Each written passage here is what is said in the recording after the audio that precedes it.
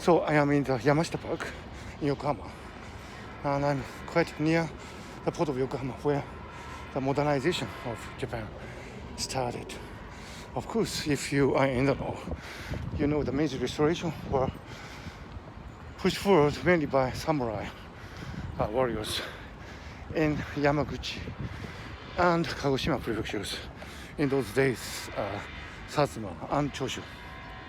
And so it is certainly true that modernization started from this western and southern end of Japan.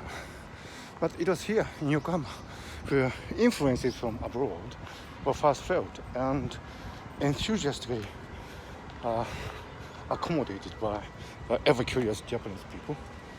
And even today, the port of Yokohama is a really wonderful venue for cultural exchanges, and you can feel it walking in this park just beside the port of Yokohama. Now I'm in the middle of running, travel run, and I will actually make some steps here.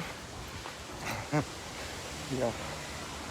Okay, so here we're in the middle of the Yamashita Park, and you can see all these ships out there. And interestingly, there's actually a Gundam factory. If you're curious, I mean, there's a Gundam factory over there. Since this is a long shot, I'm not going to change the angle of the video, but this is the port of Yokohama, a really beautiful port.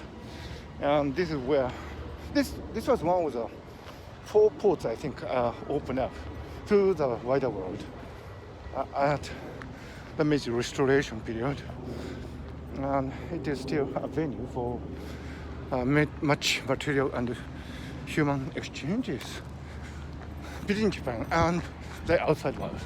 Now I'm kind of running. This is a really weird way to introduce the port of Yokohama. So this is the port of Yokohama, and this is the international passenger terminal. And many tour boats would depart and arrive at this international terminal, and you can actually see the famed Asuka 2 passenger boat operated by Yusen. Yusen is arguably the most venerable and important boat company in Japan, founded by none other than Yataro Iwasaki, who was one of the main characters in the modernization of Japan on the economic side. So that's the Asuka passenger boat. I hope you can see it. So this is the gateway to the world, if you like. And quite importantly, for example, in the Meiji era, many people departed Japan from this port to go to America, India, and Europe. So this was literally where the Japanese traditional culture and the wider Western centered cultures, civilizations of the time exchanged hands. For example, the writer, the greatest author since Lady Murasaki, Hoseki Natsume, deported from this port. So I hope you can come to this port sometime and feel it. It's quite wonderful. And that Hotel New Ground, that's where General MacArthur stayed after he made an entry into Japan after the Second World War. So this is a historically very important site, and I believe there is still General MacArthur's room in the Hotel New Ground.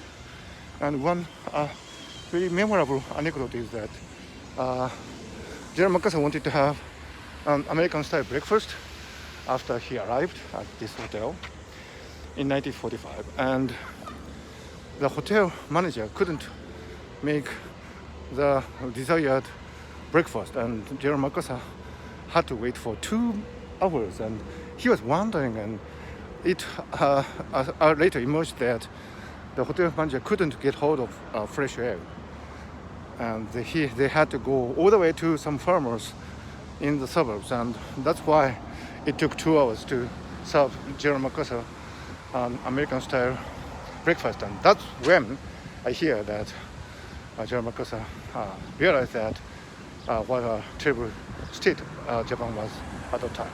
So anyway, a bit of history for you, and I have been Ken Mogi from the port of Yokohama.